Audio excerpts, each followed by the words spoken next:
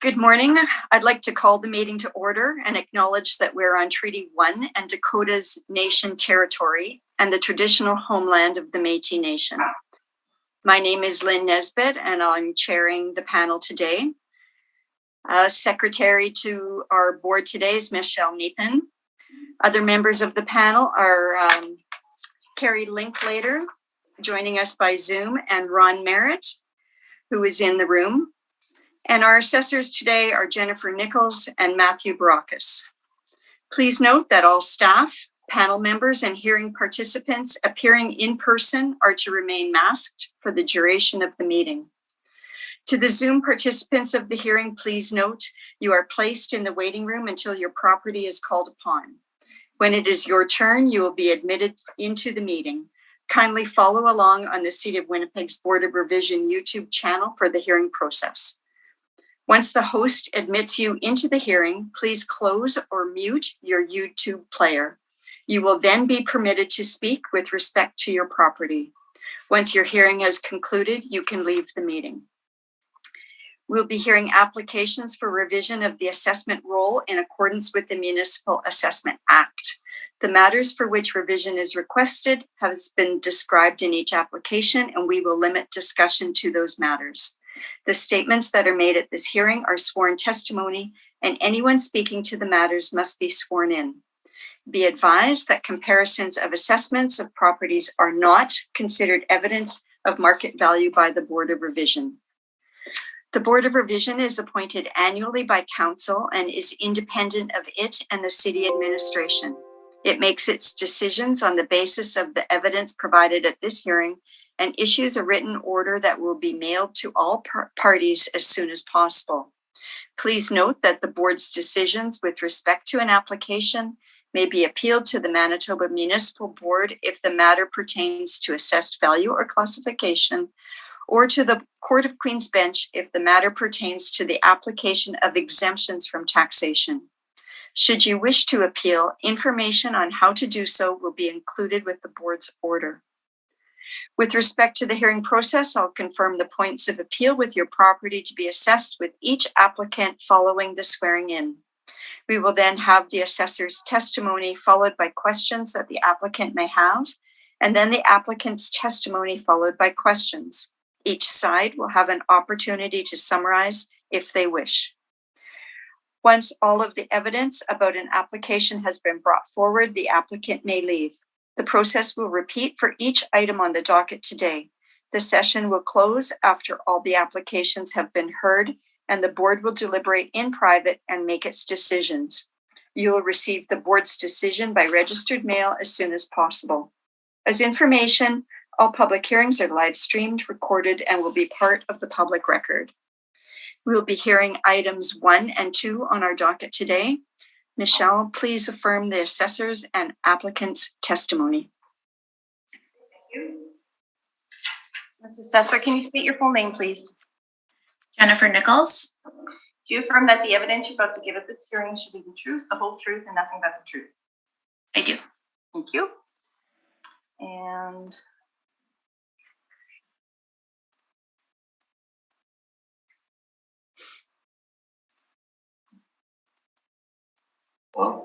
Bruno, oh, there you are. Sorry. Yes.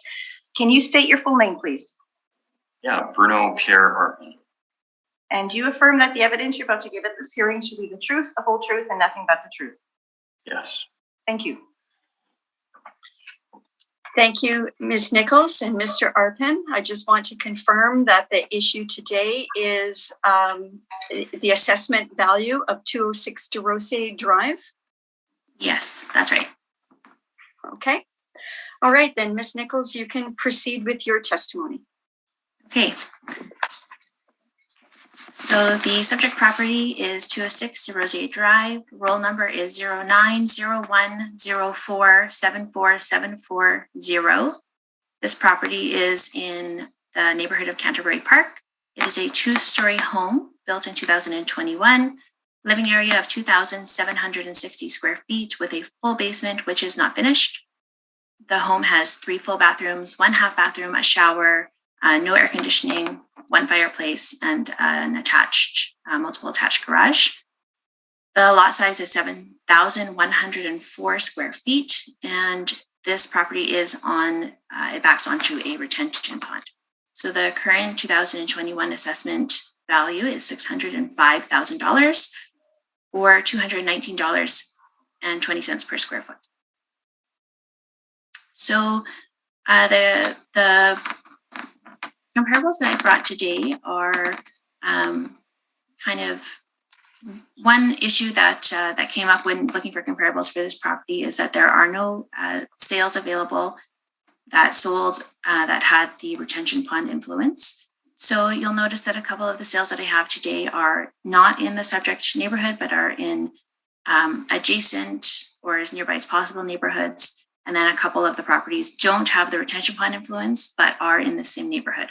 So comparable one, 18 Stronce Place is a two-story property. It is not in the subject neighborhood, but it was built in 1981, so it is older than the subject, 3,048 square feet with a full basement, which is finished, has a multiple attached garage, and this property does also have a pool, but this property does have the retention pond adjacent influence.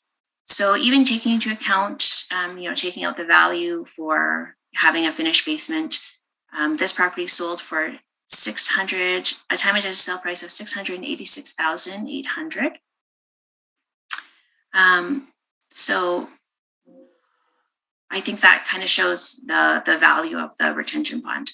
Comparable two is 94 Bill Larkin Lane. It is in Canterbury Park, so the same neighborhood as the subject property. Also a two-story, built in 2015, so again, a little bit older than the subject. 2,370 square feet of living area, so it is also smaller than the subject property. It has a full basement, which again is finished, multiple attached garage. And this property sold for a time adjusted sale price of $651,100. So although this property is smaller than the subject and doesn't have the retention pond, that value is still up there, I think, kind of showing the value of this neighborhood. And comparable three, 660 Castleberry Meadows Drive, again, not in the subject neighborhood, but it is a two-story built in 2017, 2,281 square feet with a full basement, which is not finished, multiple attached garage. This property does have the retention pond adjacent influence and sold for $534,000 for the time adjusted sale price. So again, this property is, the living area for this property is quite a bit smaller than for the subject. But the sale price and the sale price per square foot, I think, does still support the 2021 assessment value. And finally, comparable 458 Bill Larkin Lane is in the same neighborhood as the subject property. It is a two-story home built in 2014, 2,050 square feet, so quite a bit smaller than the subject again, but has a full basement, which is not finished, multiple attached garage. And this property sold with a time adjusted sale price of $481,800 or just over $235 per square foot. So again, I think that that time adjusted sale price per square foot for each of the comparables does show the value of the pond as being on a retention pond, as well as the value of the subject neighborhood. Thank you. Thank you. Mr. Arpin, do you have any questions for the assessor? No, I do not. Thank you. Okay. Ms. Linklater, do you have any questions? Just one. I'm assuming because this was a new build, Ms. Nichols, that this was inspected? At the time that it was put onto the roll, I don't believe that there was an inspection of this property when it was put onto the roll. No, I think somebody went to the home, but I guess the owners maybe weren't home or available at that time, and I don't think there was an inspection for this one. Okay, so was there an external inspection? I would assume so. I don't know exactly about those notes. Did you want me to? I'll just rephrase. So you didn't, you don't have any notes in regards to that then? No, not in front of me, but I can try and look that up if you want that information. that's okay. Anyway, that's fine. That's all my questions. Thank you. Thank you. Mr. Merritt, do you have any questions? Yes, Madam Chairperson. Ms. Nichols, I guess the subject property, where exactly is the subject property? I'm not familiar with this, you say it's in the Canterbury Park area. Where exactly is that? So on the second page of the evidence that I provided, there's a map that can maybe help to put it into perspective. So basically it's, I guess, in the kind of Transcona area, like, and that's on that side of the city. Okay. So as you, I'm looking at the comparables and, as you had mentioned at the very start, is this like a new area? And you couldn't find comparables in the area that backed onto the retention pond? That's right. Okay. So the comparables, I see that number one and number three back onto retention ponds. So you're saying that they're probably similar because they back onto the retention pond? Right. Yeah. Like I think that the retention pond is something that would add value to the property. So not something to, just completely ignore the added value that has. So I didn't want to just present comparables that were in the subject neighborhood, but didn't have that retention pond, because then that doesn't give an idea of the value of that retention pond. So I'm just trying to conclude value, and I look at sale one, which is extremely really high, but it's a bigger lot size and it's got a pool. But the other ones are, there's quite a variety. You look at comparable number two, which is maybe close to the subject, but not on a retention bond. I'm looking at the sale price, before time adjustments. But the other sales that you have, 3 and 4, are extremely low compared to what the assessment is. Yeah. So I think that there are two things that are kind of important to consider for this property. One is the retention pond, and the other is the size of the property. So if you look at comparable one that I have, that property is really the only one that is on the larger end, like the subject. So the subject is 2,760 square feet. Comparable one is just over 3,000 square feet, but the rest of the properties are in the low 2,000s. So I think that would account for that overall sale price being lower. But if you look at the time adjusted sale price per square foot for each of the comparables, but even for comparables 3 and 4 at 234 or 235 per square foot, still in that range. The subject is 219, just over 219 per square foot. So I think it's in the right range, and it is, as you would expect, a larger property to have slightly lower per square foot. I think it shows that it's it's a reasonable value per square foot as well as overall. Okay. The other thing that I note that you have some old sales in here, which is 2015, where the V-Day is 2018. So, how can you, I guess, conclude value up to the V-Day when you have older sales, other than what you're doing by time adjustment? Yeah. I mean, sometimes it's just what you have to work with, right? There's unfortunately not that many sales available that are comparable in terms of size and retention pond for this property. So my last question, Ms. Nichols, is the subject was built in 2021. Was a building permit taken out on it? It was, yeah. Do you have a value for it? The construction value of the permit was $336,750, plus $5,000 for a deck permit. And that doesn't include the lot at all? That's right. I thank you very kindly. Thank you. Okay. Thank you. Thank you, Ms. Nichols. I have no additional questions. So Mr. Arpin, when you're ready, you can proceed with your evidence. Okay, thank you, Mrs. Chairperson. I'm new to the process, so I'll hope I don't make any missteps. It'll be fine. Start worry by about it. thanking the board for taking the time to do the review and offering the Zoom option. So thank you for hearing the assessment application. So as noted, our family recently moved within the Canterbury Park area. The children are going to the school, so it was just easy for us to move into the area. So we moved into the newer development with the hope of it being our family home. There are site influences in Transcona that I had to become accustomed to, being that the area is located by Dugald and the perimeter. Our property essentially doesn't back onto the perimeter, but has a row. It's the street that backs onto the perimeter, so we do have the perimeter noise. We are also located on the opposing side, the CN rail yard. So very large rail yard, very noisy, very bright.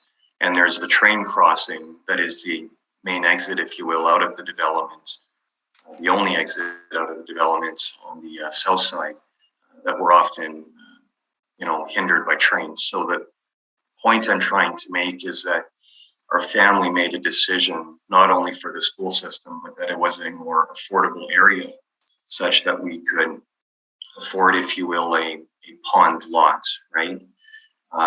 Such that there were some considerations. We had made the case that, the surrounding property valuations also play a role in determining a valuation of what someone is willing to pay in a certain area, right? Being that the Canterbury Park area, per the 2016 to 2018 market adjusted valuations, are comparably lower to what we're discussing in the subject property today. Next, there's a notable consideration that on a majority of the pond lots, if not all here in the city of Winnipeg, you'll appreciate that the city is being progressive in how they manage those properties such that it's nature-based infrastructure. It's not just a pond, it's actually city infrastructure. And for the Canterbury area, so our lot, we actually have an easement on it that makes us responsible for this nature-based infrastructure that comes at a benefit to the city where we can't benefit. We can't do anything except maintain it per the standard City of Winnipeg specifications. So that's important to note. The lot itself is what I've called a reversed pie-shaped lot. So we have a very narrow, small backyard, right? But we have a very large frontage, I would say, but a large frontage that requires us to take care of city property. So again, that just comes at a cost. We're okay with it. But we've got this very oddly shaped lot. Next, I had on my sheet location. I just talked about some of the site influences. And going back to the walkout and lookout, you'll note that the developer requirements for this area only allow a lookout, which was a consideration in our build such that we aren't allowed to walk out. So when considering valuations in other areas that have ponds that more often than not are walkout permitted, this is not a walkout permitted. So that significantly comes as a hindrance where now we have a main floor that's 6-8 feet above grade, but I can only get to it using the front door or the side door of the garage, right? So again, I don't have a walkout. So it's very inconvenient. So another consideration for the property. I understand that the property easements for these various retention basins, essentially throughout the city, are with varying responsibilities for the owners. I may be incorrect, but I understand that this is the most intensive, if you will, requirements on any owner along a pond, such that they own down to the normal water level, the NWL as it's coined, the normal operating water level for the pond, and then anything above it is the owner's responsibility to maintain. So I want to agree that it was very difficult to come up with a property valuation based on comparables. So when I first applied for the process, I first connected with Ms. Nichols and understood that it was important for me to look at 2016 to 2018, such that that was the time frame that was, I guess, being discussed with for this current valuation. In doing that, I also was made aware that it was important to look at comparable properties. For example, 2-story versus 1-story. And of course, site influences, right? Familiarities to the property. So I did over several sessions. What I did is I went through the property valuations book. I provided that, and I highlighted Canterbury. I only looked at Canterbury because I said Transcona is different than other areas. So I'm looking to keep it consistent. So eliminating, if you will, any questions or differences. So I looked at the Canterbury area and I tried to look at what is the newer builds, if you will, second to this most recent development that we just moved in. And then what I did is I actually looked at all of the properties, smaller ones, medium-sized one, bigger ones, and I just took everything. And I also submitted a summary of that to you. So if I can take a moment to maybe just walk you through what it is that I had done and why I've done it. Just switch to my PDF here. You'll notice that it's a 1-page PDF with various streets, Odette's, Bill Larkin, Blum Crescent, Desrosiers, Ed Golding, Edmund Gale, Hiley, I hope I pronounced that correctly. So again, what I did is when going through the city available data, it's sorted by address, smallest address to biggest address. I want to bring your attention to the fact that I sorted my data on a square footage basis. And the reason being is I wanted to demonstrate that it's a known fact that if you build a smaller home, you're per square foot going to pay more because common costs such as foundations, weeping tiles, driveways, right? Those are all common costs independent of the square footage, if you will. So I've highlighted in orange all homes that are over 2,000 square feet. I could have done this for any grouping, but for trying to keep it as comparable as I could, I said effectively, let's go look at the biggest homes in the Canterbury neighborhood. And I've highlighted those in orange for all of the different streets. So you'll see that I've got the square footage, I've got the time adjusted sale price listed, I've got the proportional cost per square foot. And then what I did is I just multiplied that by the square footage of the subject property being 2,760 and came up with a valuation. Granted, a valuation without the influence of the pond. So what we see at the bottom of the page is I've looked at it 2 ways to say whether we consider, I wrote a max or min. I essentially said if we remove the largest, if you will, potential outlier in terms of the sale price and the minimum, we've got a, say, average data set. And then I also said, well, let's look at it with those included. And you'll see that the valuations are very similar to 535 to 540,000 total valuation minus the influence of the pond. Now I'm going to say that I do agree that the pond does come as a benefit.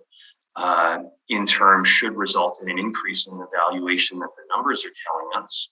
But I think that the amount of the valuation can't be related to other areas such that it truly is unique. And when considering other site features and influences, that I feel as though this is the point of discussion. So again, in not being able to come to a resolve in terms of a cost, if you will, for the valuation, considering recent sales, as well as the site influences, I guess we were to this point. So I really don't have much to add further than my going through what I've provided and why. So again, I want to thank the board for letting me speak to this. Thank you. Thank you, Mr. Arpin. Ms. Nichols, do you have any questions?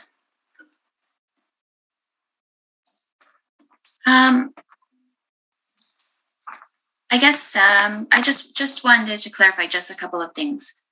So the sales that are provided in the evidence that you submitted, the ones highlighted in orange, were used to determine the average cost provided in green at the bottom? That's correct. Thank you for clarifying. That's correct. Okay.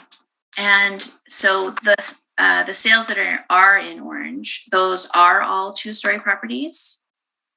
I can't say with certainty, but I have to assume that they are based on the square footage and the size of lots in the Canterbury neighborhood.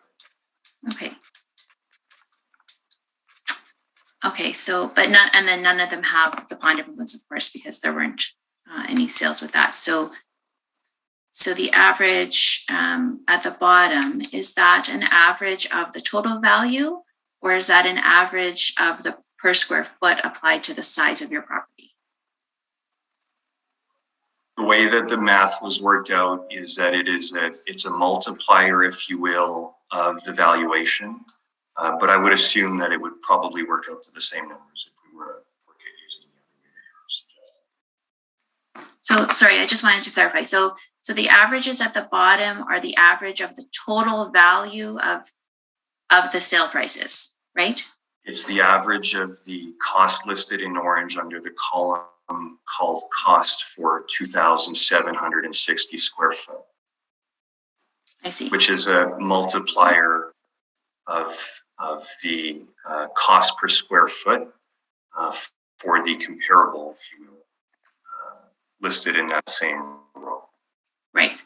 Okay, so you took the cost per square foot of each comparable and multiplied it by the square footage of your property. Correct. Which got you that last column. Correct. And then that's the average at the bottom. And then I averaged the rightmost column, correct. I understand. Okay, yeah, I think I understand. So I guess the biggest thing missing here would really be the pond influence, the value of the pond. Would you agree with that? Yeah, so if that's a question, I would agree that in terms of how I evaluated the property, it's on the basis of what I provided, but what isn't included is the influence of the pond, nor the influence of the other site features, such as a lookout versus a walkout, for example, along with the others listed previously. Okay, thank you. That's all my questions. Thank you very much. Mr. Merritt, do you have any questions? Just a couple. I see that you've certainly done a lot of homework and a lot of analysis.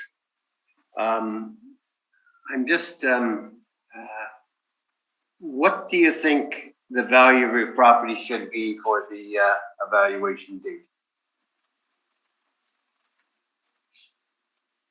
I'll be honest with you, I really didn't give that much thought. I think it should probably be what I've averaged on my summary table, omitting the minimum and maximum amount, plus what we would agree would be a reasonable valuation when considering the maintenance requirements on the subject properties part, as well as, the rail yard, perimeter highway. But certainly that the pond comes at a benefit. But again, I don't know how to put a valuation on a walkout versus a lookout, except to say that I'd much rather have a walkout than a lookout, which I currently have. Well, You're here this morning to conclude value or what you think would be the value of your property.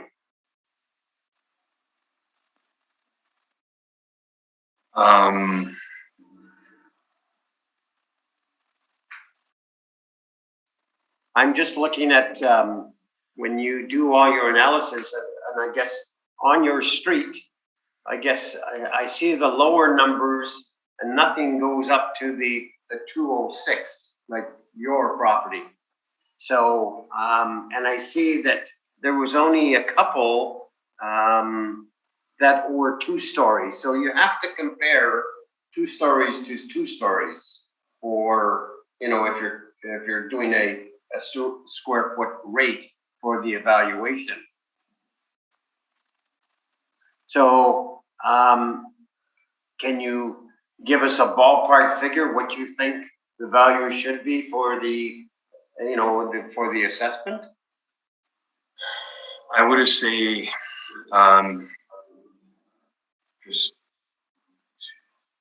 And my apologies, I wasn't expecting to be asked the question, but it's a fair question to ask. I should be prepared to answer it. And I think that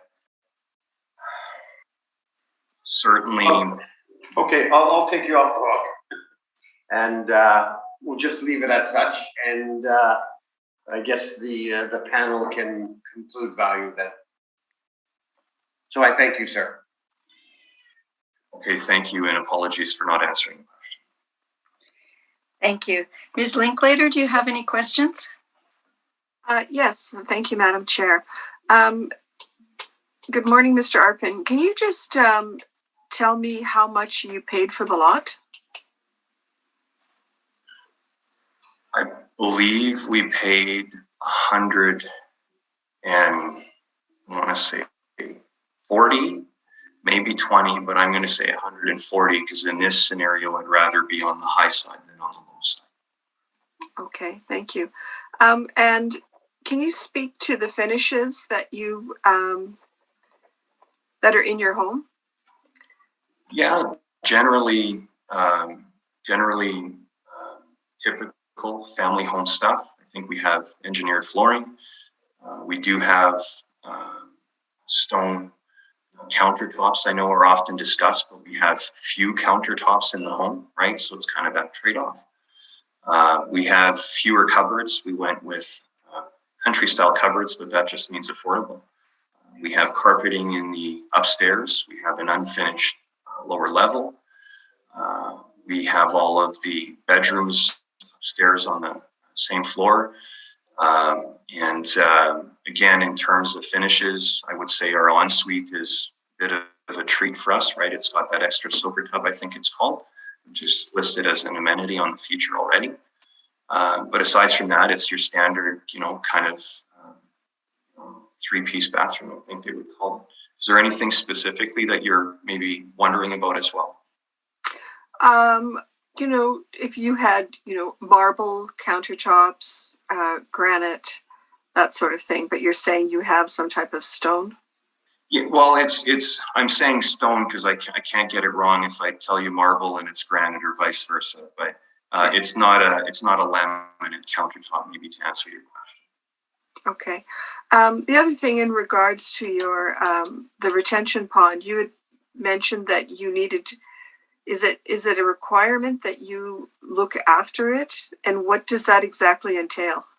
Yeah. So my understanding, based on the agreement signed, is that there's an easement on the property that does not allow us to do any development; just allows us to enjoy the view. But essentially, it references the City of Winnipeg, I believe, Naturalist Services standard specifications for how to best maintain. Currently, the pond is still under construction such that it's being naturalized as part of the development, right? But then in the long term, though, the responsibility is on the property owners to, if you will, best manage their portion of the property. Okay, but what does that exactly entail? I think it's, honestly, I think it's really just kind of weeding and planting and bolstering and really that sort of nature-based solution, making sure that the infrastructure is of health, right? Okay. You can't say cut it with a lawnmower. There's certain, you got to follow the rules in terms of what the infrastructure is intended to perform as. Okay. So do you already have a list of these rules? It's a city standard specification that's available online. So yes, we all have. Okay. Thank you. That's all my questions. And thank you. I don't have any additional questions. So thank you, Mr. Arpin. Thank you, Ms. Nichols. And you'll be hearing about our decision soon. Okay, Thank you very much. Thank you. So I'm okay to leave the meeting now? You are. Thank you. Okay, thank you for everyone's time. Take care. Bye now. Does anybody need a little break before we start with item 2? I would love to get more coffee. Okay. So shall we do 5-10 minutes? 5 is good for me. Okay. So how about at 9:45? We'll come back. Okay. Okay. Thank you. I'd like to call the meeting back to order. Next on our docket is 254 Wellington Crescent. And Michelle, please affirm the assessor and applicant's testimony. Mr. Assessor, can you state your full name, please? Matthew Stephen Barocas. Do you affirm that the evidence you're about to give at this hearing shall be the truth, the whole truth, and nothing but the truth? Yes. Thank you. Mr. Applicant, can you state your full name, please? Rocky Neufeld? And do you affirm that the evidence you're about to give at this hearing shall be the truth, the whole truth, and nothing but the truth? I do. Thank you. And thank you very much. Just to confirm that the issue to be discussed today is the assessment value. Yes. Mr. Neufeld? Sorry, yes, that is fine. Thank you very much. Okay, so Mr. Barocas, you can start us off. Okay. File number 21-477. Roll number 12097806305. The address is 254 Wellington Crescent. It's an apartment. The roll year we're looking at is 2020, April 1st, 2018 reference date. Assessed value is $3,235,000. Like I said, in the property description, it's an apartment. One building, 3 stories, recently built in 2020. 13 suites, 11 indoor parking spots, zoned RMFM. Construction class D, wood or steel frame exterior walls. Going on to page 2, you can see that request for income information is blank because it's an indoor building. We haven't got any information formally from them other than the request when putting information on, putting the building on our roll as it's a new build. No sales history on it. Page 3 shows our income value summary. All the parameters are modeled. The building physically itself has got 3 one-bedroom units, 10 two-bedroom units, 13 units total. The rent as assigned by the model, $1,451.46. We have a vacancy rate of 2.4, which is the market vacancy for the area. Expense ratio, 34.12% for the new build, and a capitalization rate, which is modeled at 4.5%. That generates an estimated market value of $3,235,000. Here are the rent comparables on page 4. Rent comparables are in the area. These are either newer buildings or older buildings that have been renovated. Comparable number 2 says it's got a 1923 effective year built on it. Probably should be higher. I checked it out. It has had some interior renovations done to it. Predominantly, they are a mix of 1 and 2 bedroom units. Rent comparable number 3 does have some 3 bedroom units in it. The average monthly rent, $1,451, fits at the bottom of the range, which is surprising, but it fits within the range. So these rents do very much at least support the rent that the model is assigning. Scrolling down to page 5, you see our capitalization rate chart. Cap rate is assigned by the model as per age, area, and size. Model assigned at a 4.5 cap rate. On page 7, you can see the construction permit for the place issued in October of 2018. Note that the total project value, $2,900,000. It's outside of the land. This is the construction. You can see, scrolling to the next page, on page 8, that occupancy permit was issued in October of 2020.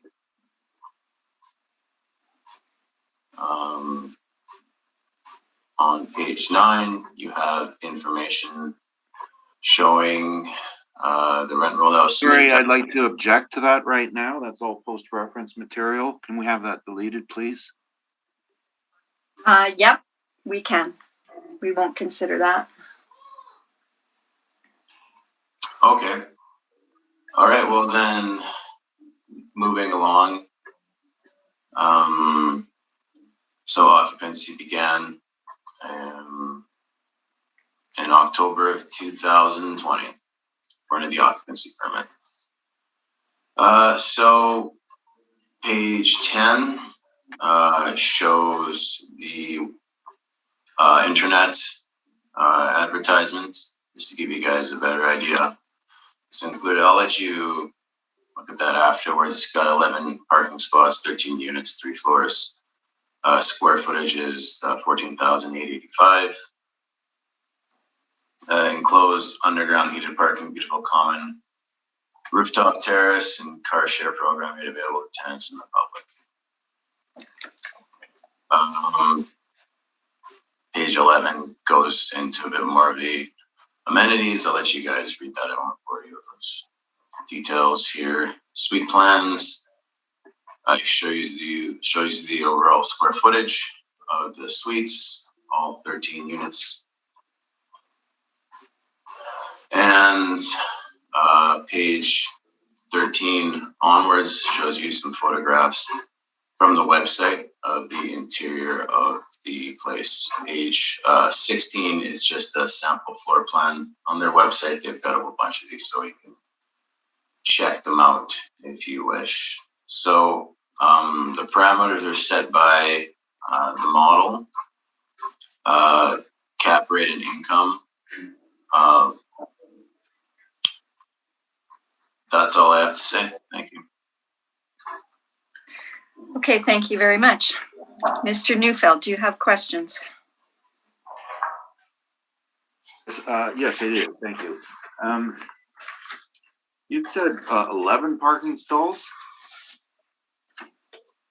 Yes, that's what we have. So did you search if there was a variance? I'm looking at the zoning requiring 1.5 stalls per unit. Is there a variance? I'm not aware of any variance. I don't have any of that information. Does your model have a method of modifying the value when the property has below code parking? I'm not sure. Okay. When you do the model, or whenever somebody does it, are there tests to the model for reasonableness? And what I mean by is a model is a mathematical calculation, right? Is there a test that would say we have, for example, 13 units, which works out to about 250,000 a unit? Does it have a test to see if anything's ever sold for 250 a unit? I'm not involved with the modeling process, so I can't comment on that. Okay, and in the selection of capitalization, you say the model generated. Why did it go outside the 20th and 80th percentile? Again, I'm not sure. It's assigned by the model. I know we see a lot of new builds. They got cap rates at about 5%. So no argument here. The cap rate it is on the lower end of the model for sure. Okay, yeah, I saw that too. When a new unit is being put up, it takes time to absorb and rent out, doesn't it?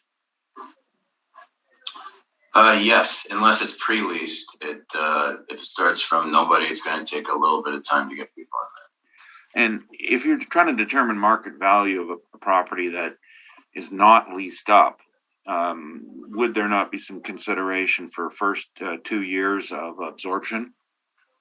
there. Well,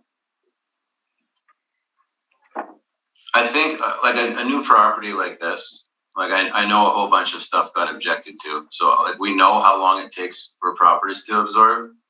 It varies. Sometimes it takes 2 years. Again, sometimes it's pre-leased. The question is a vendor going to be willing to sell the property at a discount, a property, multi-million-dollar property, which is a long-term investment based on a short-term lease-up rate or lease-up period. And I don't think that's a reasonable assumption. Well, it's a fair comment to say that a person would build it and wait for absorption to sell it. But aren't we looking at a situation where, because we have rules and laws on the assessment, that we have to assume it's being sold as of this point in time as is? So if you're forced to sell it today or whenever with a 50% vacancy, would there not be a downside to the price then?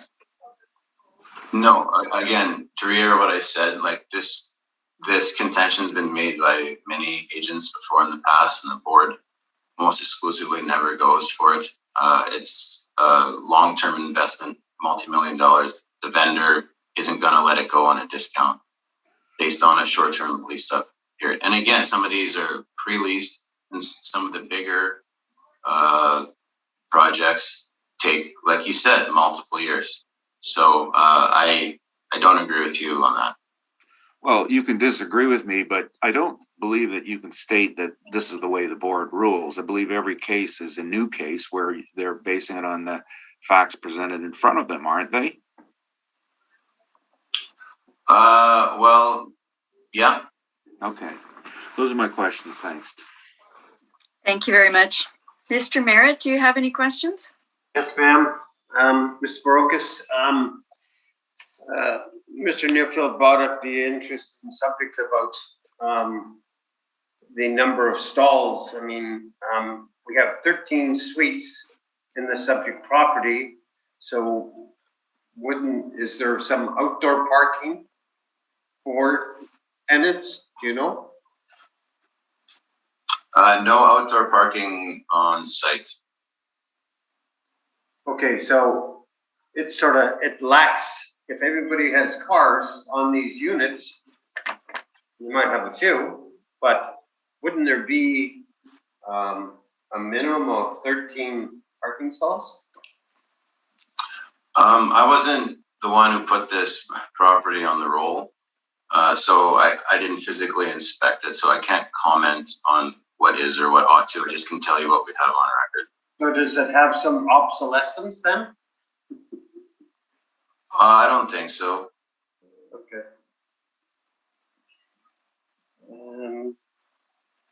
And your 4.5% cap rate is market or model driven? Yes. Okay, I thank you, Mr. Barocas. Thank you. Thank you. Ms. Linklater, do you have any questions? Yes, I do. Thank you. Mr. Barocas, can you tell me what the lot price was? This property,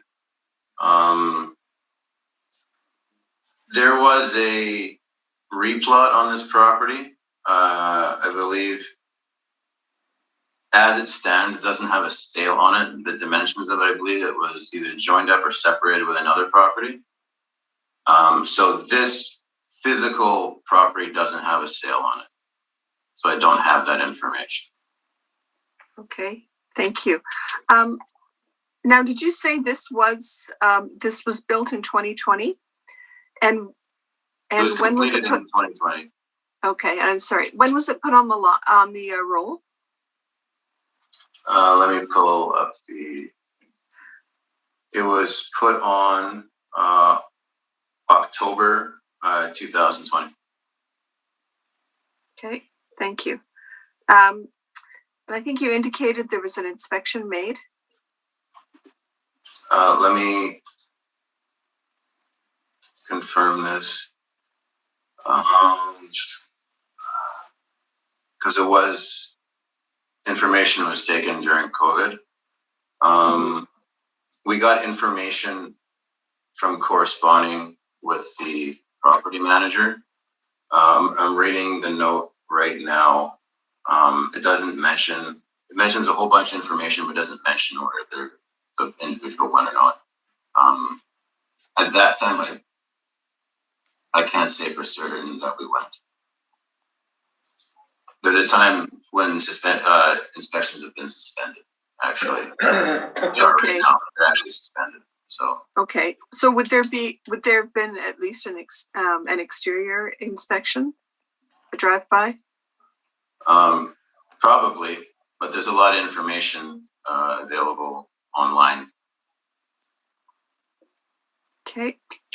And this building is, do you know the occupancy currently on this building?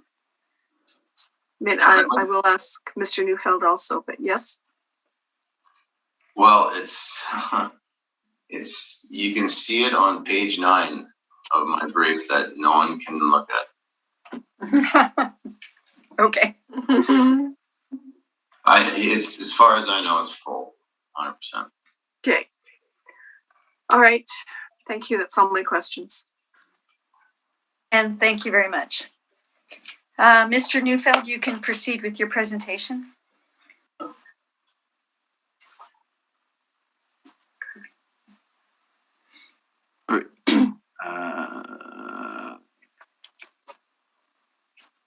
Okay, sorry about that. I was just trying to follow up with something here.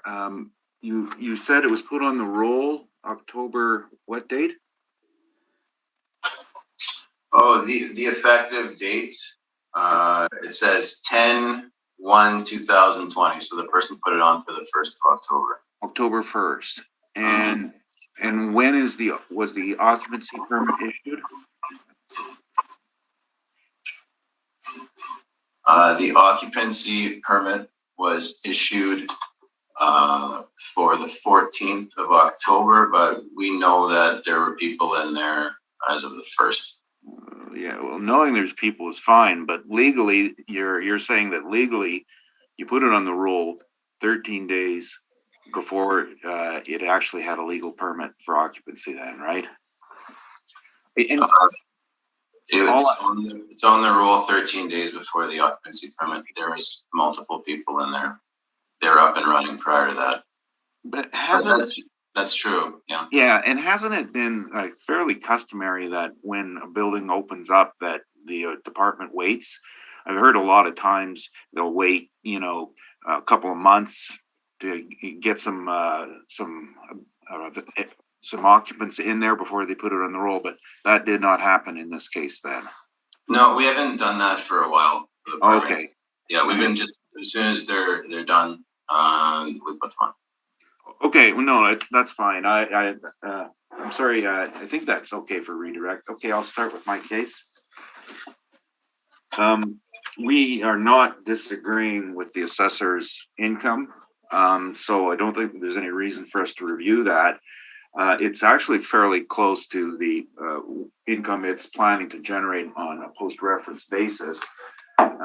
What we are concerned about is the startup time that all projects, new projects have to absorb. And in this case, it was actually placed on the roll 13 days before it was legally permissible to occupy. In the past, I think it was clear that there's was generally been a bit of absorption time granted. In cases in the past, usually they would have waited until 2021 to put it on the roll, and that's fine. They didn't do it. But what that means is that in this period, when it's been placed on the roll, October 1st, 2020, is essentially creating a forced sale concept. And if you force yourself to put it up for sale on October 1st, 2020, with market values from 2018, you're forcing it into a penalty, into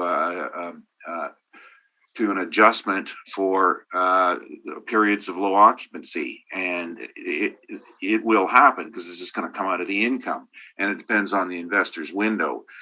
Our projections that we were given by the owner, and he gave them to me in October of 2021, a year later, is that absorption wasn't planned to happen until July of 2022. And in October of 2021, they were at, it's about a 40% occupancy.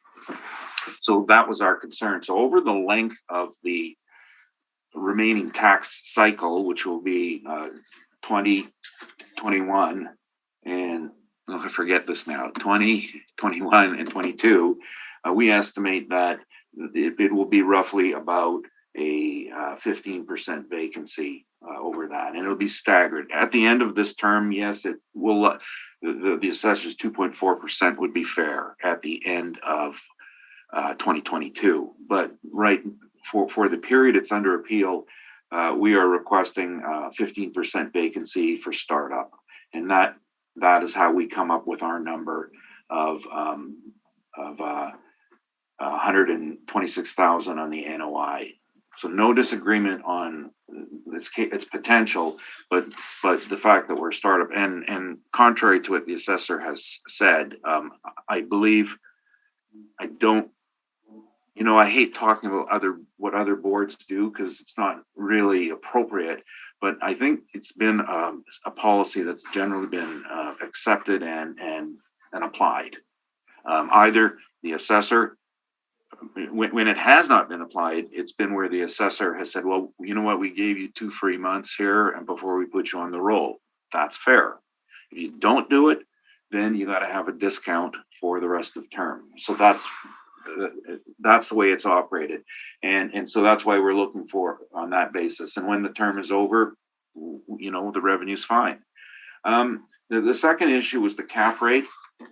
And we've given you a little bit of information on cap rates. It's a very, very aggressive cap rate.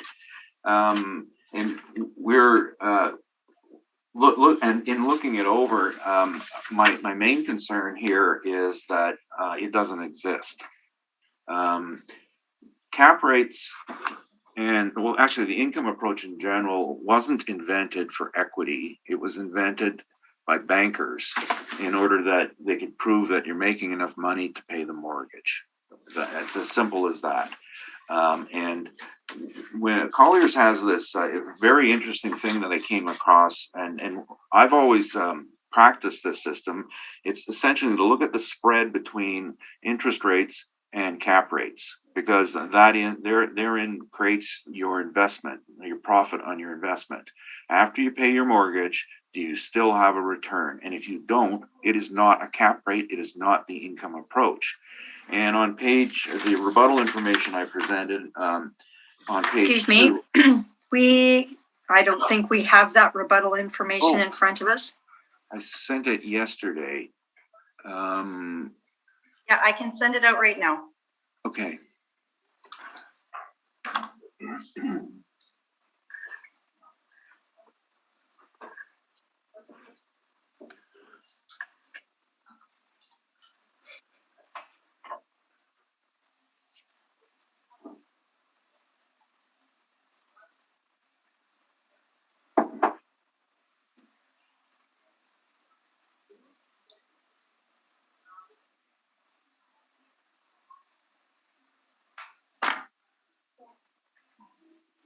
And has the assessor received the rebuttal?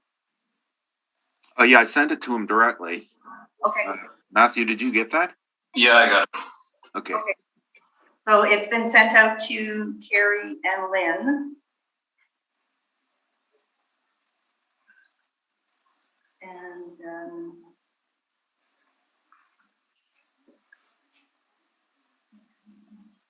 Ron, I'm just gonna drop it into the evidence folder.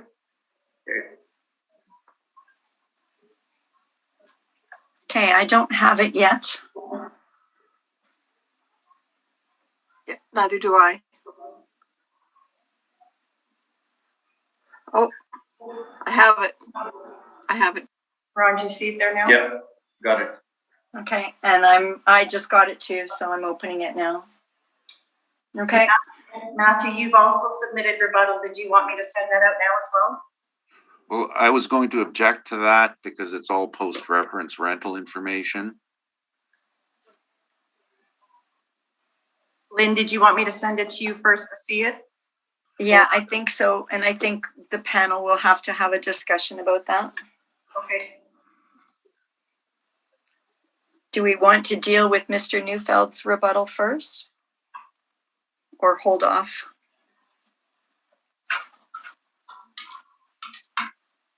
Ron, what do you think? Separately, I think. Okay, so we'll.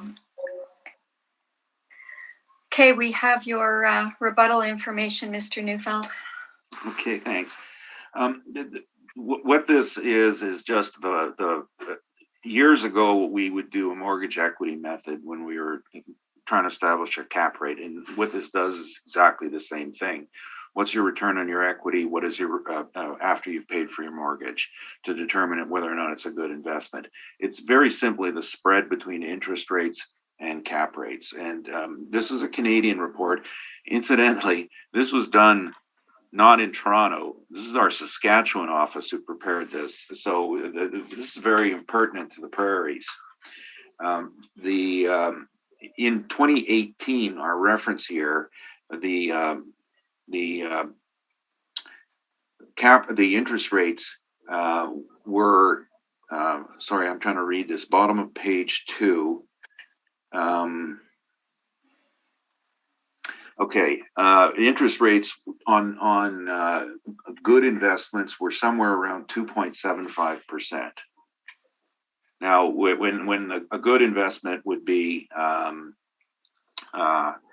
obviously institutional quality, high demand, and the 2.75%, as just to make sure we understand, you will get a better mortgage rate than that for your house because that's a different product. So this isn't a residential rate. This is commercial lending.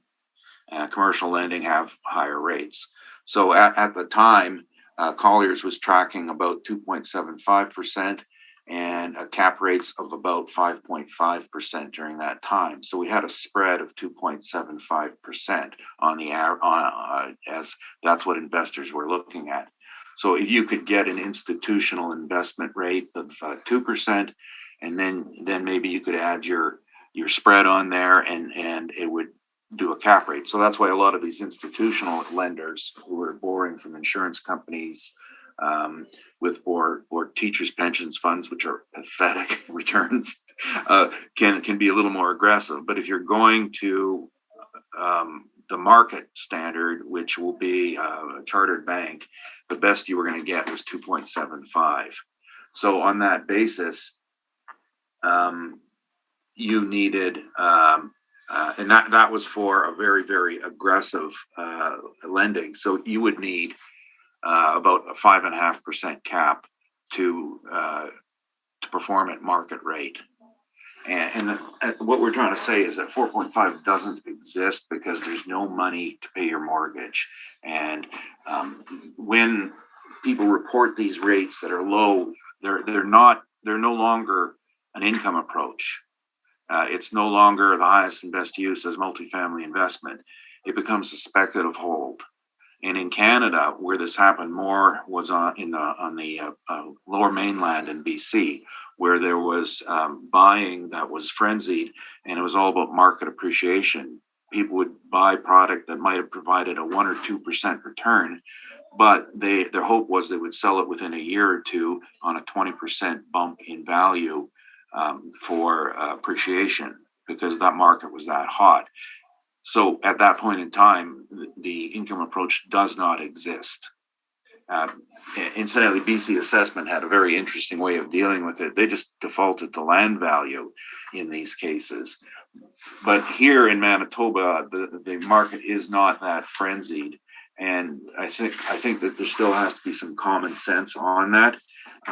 In our Collier's cap rate study, which is in the rebuttal and it might be in the main document, we put suburban or downtown apartments between 5 and 6%. And so this is done by our investment department who sell these based on its income. So the best rate is 5%. And yes, Colliers has a different way of analyzing, and that number is a little bit artificially low. But the rebuttal information talks provided Don White's testimony on the further pages says how they include all sorts of costs. To compare it to market, we have a chart there would actually come out at about 5.62%, and the person who prepared the brief, page 1, actually worked it out to 6.05, but they started with the wrong base. So in the market, this would be about 5.6. We are content to go to the lowest end, provable end, which is 5%, and that's what we've put in. 4.5 doesn't exist, and I'm not putting words in Mr. Baracus's mouth, but he did somewhat question that, and that's my presentation. Thanks. Thank you. Mr. Baracus, do you have any questions on the rebuttal?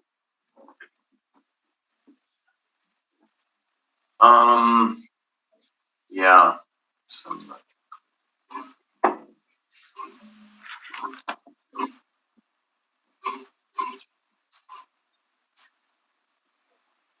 None for the rebuttal, just the main brief. Okay, thank you. Mr. Merritt? No, Madam Chairperson. Ms. Linklater? I have no questions. Thank you. Okay, thank you. Okay, so where were we? Mr. Neufeld, I think we were still dealing with your main brief, or are you? Yeah, I probably said it all. I can repeat it. No, actually, there was a couple of things I was going to point out in the main brief.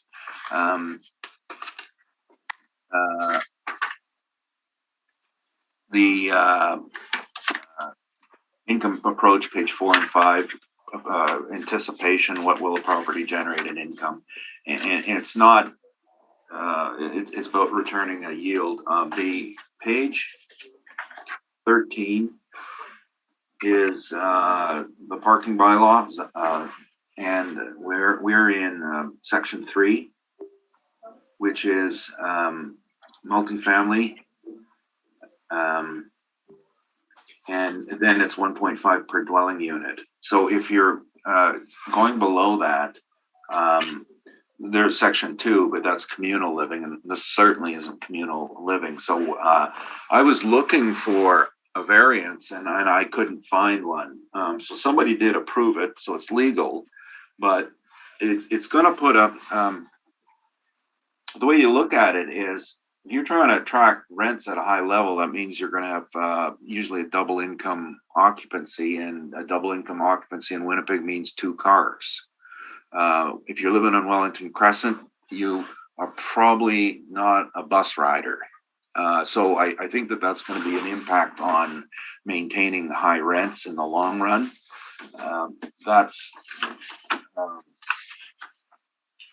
But we did use a 5% because it is Wellington Crescent, and it is probably the best location in the city for multifamily, but no proven cap rate that could possibly work that's lower. Lastly, we always, and I just want to see if I submitted it or not.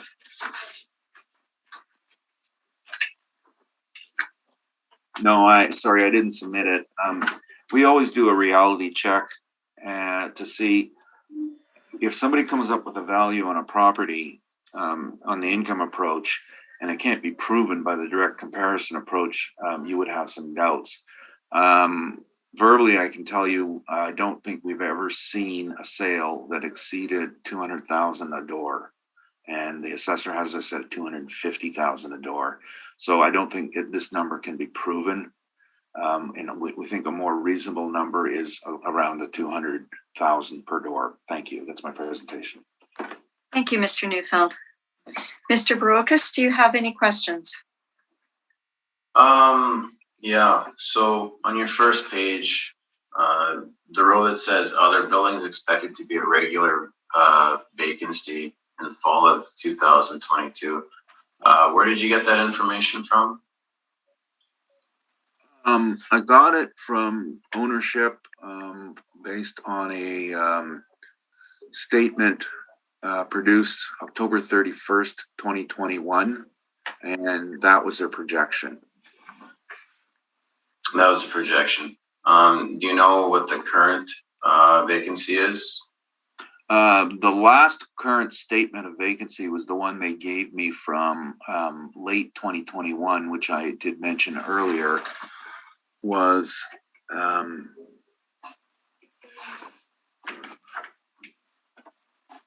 this is written strangely. I see what I'm looking at here. So that calculator. End of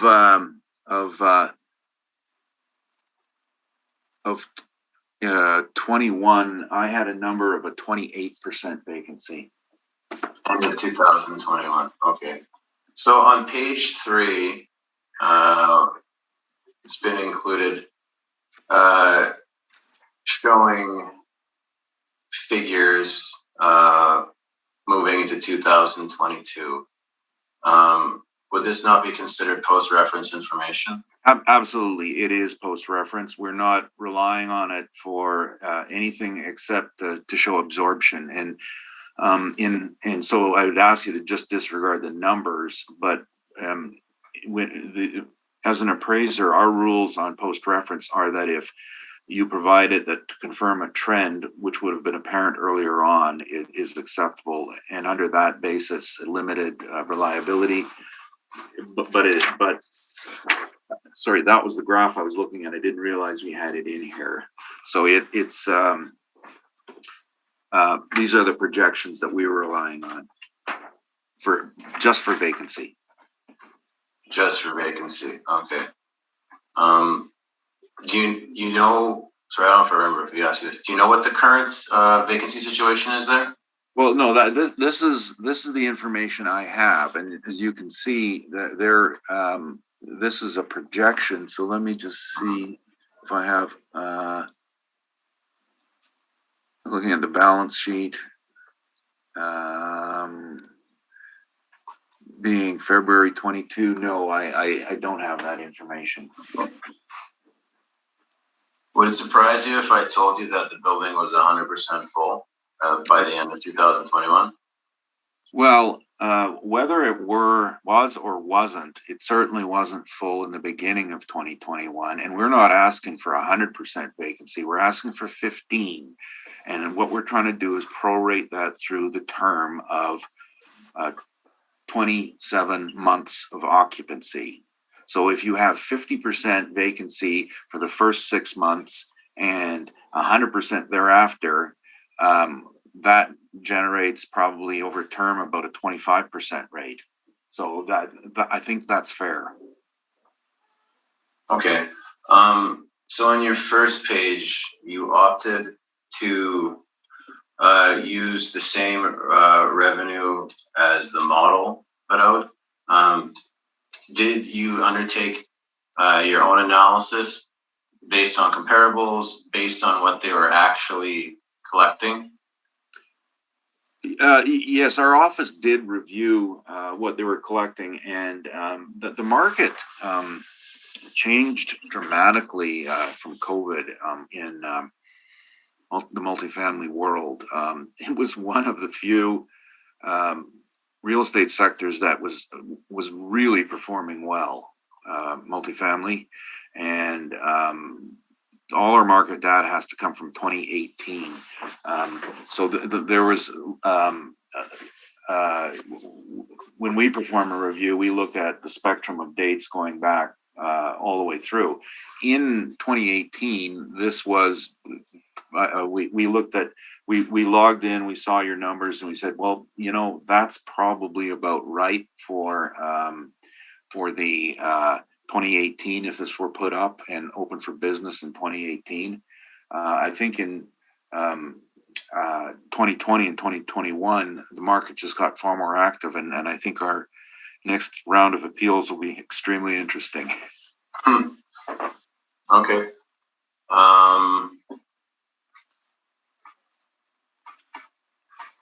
I think that's it. Those are my questions. Thank you. Thank you, Mr. Barocas. Mr. Merritt, do you have any questions? Mr. Neufeld, I just see on your presentation that the city's at 2.4 vacancy and you're at 15. Yes. But you're using the same ratio of expenses. Yes, we did. We kept the same ratio. Obviously, expenses are going to be higher during as a ratio during times of vacancy, but you know, again, we were looking at what would be a fair absorption time period. So one could speculate that perhaps we should have prorated the expense ratio to about 42% in the same amount, but I guess we felt that I mean, the bottom line is when we looked at this, we said 200,000 a door, and because that's the high water mark in Winnipeg, and thought that was fair. And the city's cap rate of 4.5%, and you're at 5. How do you get to the 5? We ended up just relying on the call. I kind of overruled our people who wanted to put in 6%. I said, no, it's good. It's got a good location. Just put it at the lower range of the Collier's cap rate, the lowest rate we have, because there should be no argument that it is really good, the best you can get, and you paid 5%. Thank you, sir. Sorry, I meant the high water mark was actually 191,667 per unit. That's the highest sale ever recorded in multifamily in Winnipeg. Okay, thank you. Mr. Merritt, do you have any other questions?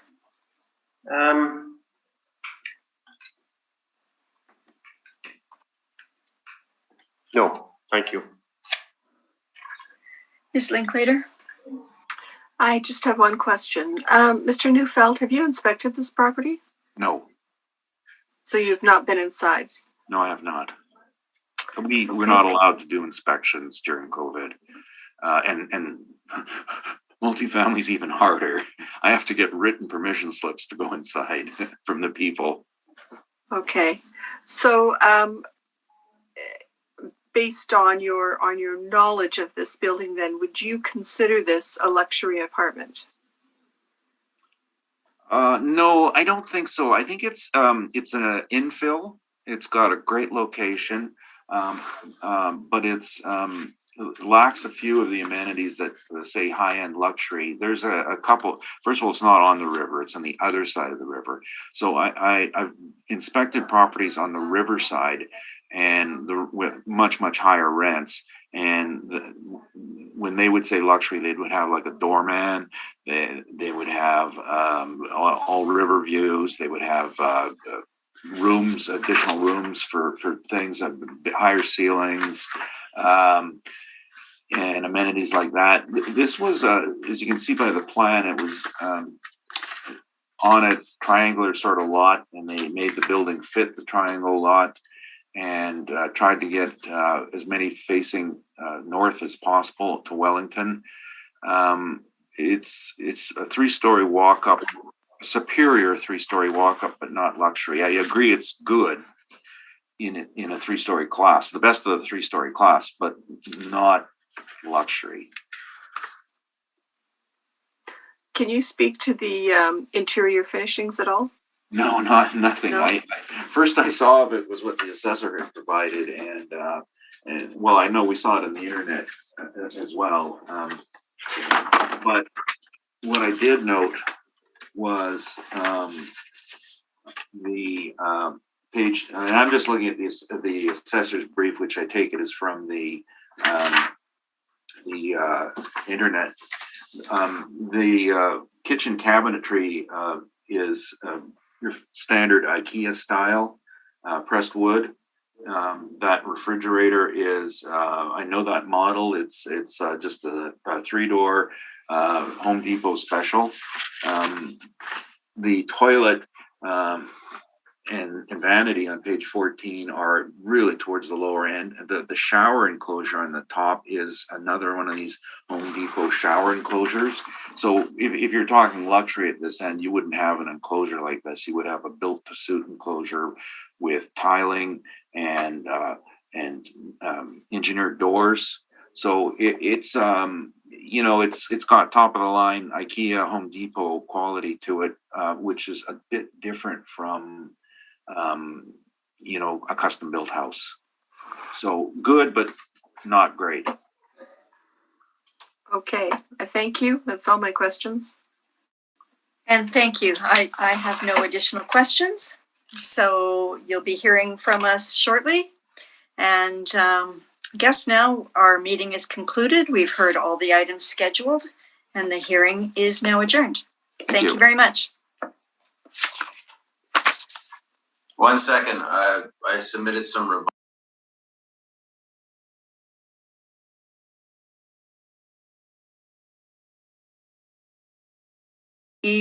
We did say that, so I guess then we will not adjourn the hearing. We'll just go in camera for a minute and discuss this and get back to you. Okay, thank you.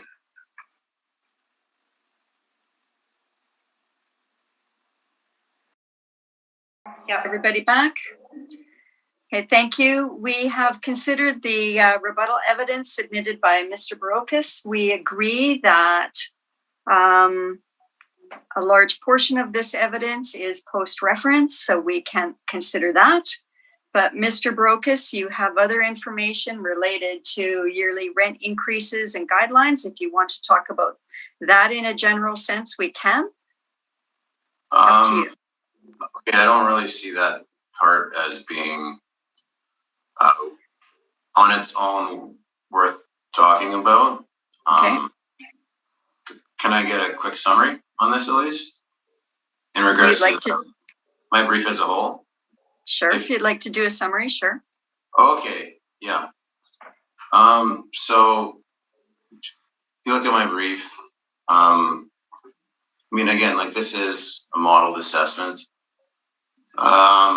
It's tough because a lot of the information is post-reference. Can't use it, even though you know what it is. If you look at page 4, you see the comps, which are other newer renovated properties in the area. You can see that are, despite being the newest building, and it's on Wellington Crescent, it's at the bottom end of the comps. I think it's highly likely, based on the pre-referenced information, that the rent's probably a little bit low. But then again, I can't speak to that because I'm handcuffed by reference dates. I think a good test is if you look at page 7 and you look at the 2 values that have been presented to you today. You can see on page 7, there's a total project value of 2.9 million. And that's outside of the land value, it's the construction value. And so you've got our model valuation at 3.2, and then you have the applicants at, I believe it was 2.5. So I think that's kind of a good barometer. I know we're using the income approach in regards to what we're valuing the property for, but I believe that the total project value outside of including what the value of the land is speaks clearly in regards to the valuation of the property. That's my summation. Thank you. Thank you, Mr. Brokus. Mr. Neufeld, would you like summation? You know what? I just noticed that the evidence I gave you, there's an error in the headings, and I've been reviewing it. On page 3, it's the heading in the 5th column goes 2022 all the way across. Those are 2021 numbers.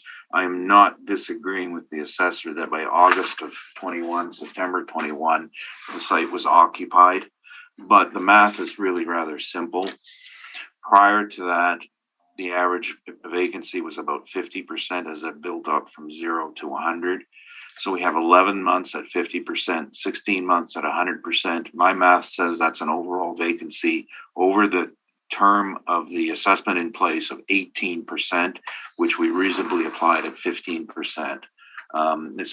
Firstly, I just want to make sure that our error was corrected, but there is a logic to this. And if the assessor had come around and said, we're not putting you on the roll for 3 months like they used to do, that would have taken care of it as well. So, but remember that this is a forced sale concept. In October of 2020, got to get the rents from 18 and the physical condition of 20, which is empty. Thank you. Those are my comments. Thank you, Mr. Neufeld. Okay, so now I think we've heard everything related to this item, and the hearing is now adjourned. Thank you. Right. Thank you. Thank you. Thank you.